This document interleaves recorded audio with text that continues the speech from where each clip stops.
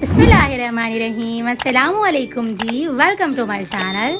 आज मैं आपके साथ चटपटी मसालेदार ग्रेवी वाली अरबी मसाला की रेसिपी शेयर करने वाली हूँ। झटपट सी ये रेसिपी बनकर रेडी हो जाएगी। आपको मैं बहुत सारी रेसिपी जो है वो अरबी के हवाले से दे चुकी हुई हूँ, लेकिन जो ये रेसिपी है ना, इसने तो आपके मज़े ही करवा देने। इस मज़ेदार सी रेसिपी को बनाना स्टार्ट करते हैं।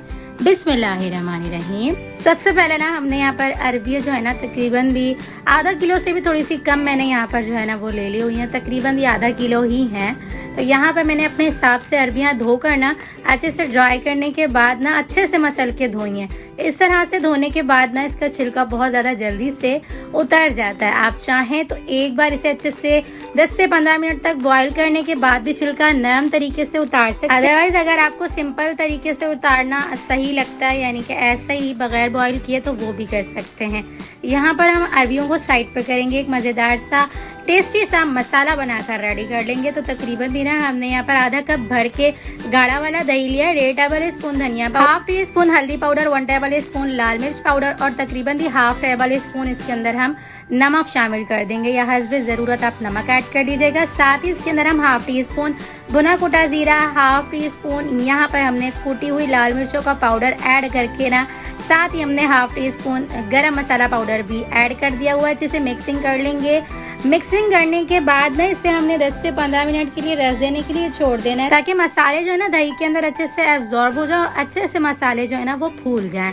इसे हम साइड पे रखेंगे और उसके बाद हम अगले प्रोसेस की तरफ बढ़ेंगे। अच्छा, ये जो ग्रेवी वाली मैं यहाँ पर अरबी बनाकर रेडी कर रही हूँ ना, इसे बनाना ना तकरीबन भी 15 से 20 मिनट का काम है। इतनी जल्दी ये रेसिपी आपकी बनकर रेडी हो जाए। अब हम यहाँ पर एक पैन लेंगे, इसके अंदर आधा कप के करीब जो है वो तेल लेंगे। तेल के अंदर हम यहाँ पर 2 अदद चॉप की हुई यहाँ पर प्याज ऐड कर देंगे। अच्छा, आप चाहें तो पेस्ट भी ऐड कर सकते हैं, लेकिन ना जो चॉप की हुई प्याज है ना, उससे ग्रेवी बहुत अच्छी सी बन के आती है। और अब हम यहाँ पर ना प्याज को इतना फ्राई करेंगे कि ये फ्राई की हुई प्याज बन के रेडी हो जाएगी। यानी कि इसे हमने फुल फ्राई करना है। तकरीबन बिना 1.5 टेबल स्पून लहसुन और अदरक का पेस्ट भी ऐड कर देंगे और इतने अच्छे से भुनाई करेंगे कि प्याज अच्छे से फ्राई हो जाए। प्याज जब इस स्टेज पे आ जाएगी, अच्छे से फ्राई हो जाएगी, तो यहाँ पर हमने 2 अदद टमाटर की प्यूरी ऐड कर देनी है। साथ ही ना आधा कप के जितना यहाँ पर हमने खंगाल भी ऐड कर दिया हुआ है। अच्छे से मिक्सिंग कर लेंगे। अच्छा, मसाले हम इसके अंदर कोई भी ऐड नहीं करेंगे, क्योंकि हमने दही के अंदर तमाम मसाले ऐड कर दिए हैं। अब दही के अंदर जब मसाले सारे अब्जॉर्ब हो जाएंगे ना, तो ये बहुत ही मज़ेदार सी जो है ना ग्रेवी बन के रेडी होगी। जब हम जो है ना दही ऐड करेंगे यहाँ पर मसालों के अंदर, यानी कि जब हम यहाँ पर मसाला भूनने के बाद दही ऐड करेंगे ना, तो ये तब बहुत ही मज़ेदार सी ग्रेवी बन के आ जाएगी। 3 से 4 मिनट तक ढक्कन बंद करके कुक करेंगे ना, जल्दी से तेल ऊपर आ जाएगा। जब तेल अच्छे से ऊपर आ जाएगा, तो इसके अंदर हम यहाँ पर मैरिनेटेड दही ऐड कर देंगे। अच्छे से मिक्सिंग कर लेंगे और इसके बाद दोबारा से इसे कुक होने के लिए छोड़ देंगे, ताकि मसाला, दही और यहाँ पर जो टमाटर प्याज का पानी है ना, बहुत ही अच्छे से ड्राई हो जाए और ये बहुत ही अच्छे से तमाम मसाले भुन जाएं। अच्छा, यहाँ पर एक टिप देती चलूँ, अगर आप चाहें ना तो तमाम चीज़ों को अच्छे से फ्राई करने के बाद एक साथ ही ना अच्छे से ग्राइंड कर सकते हैं, यानी कि पेस्ट बना सकते हैं। लेकिन ये प्रोसेस करने से ना स्टेप बाय स्टेप से तो यह आपका ना बहुत ही अलग लेवल की ग्रेवी वाला मसाले वाली अरबी बनके रेडी होगी, चटपटी सी। अब हम ना यहाँ पर एक पैन के अंदर तकरीबन भी आधा कप तेल लेंगे, यानी कि थोड़े से तेल में ना आपने इसे डार्क सा अरबियों को जो है ना फ्राई करना है। एक अच्छा सा डार्क सा कलर आ जाएगा ना, तो इसकी जो है ना तकरीबन भी 50% तक अच्छे से यहाँ पर ही कुकिंग हो जाएगी। और इसके बाद जब आप जो है ना रोटी से, चपाती से या चावलों से खाएंगे ना, यकीन करें बहुत ही मज़ेदार सी क्रिस्पी सी इसकी जो है ना फ्लेवर भी आएगा और बहुत ही मज़ेदार सी ये खाने में भी लगेगी। एक बार इस रेसिपी को मेरे कहने पर ज़रूर से ट्राई करिएगा।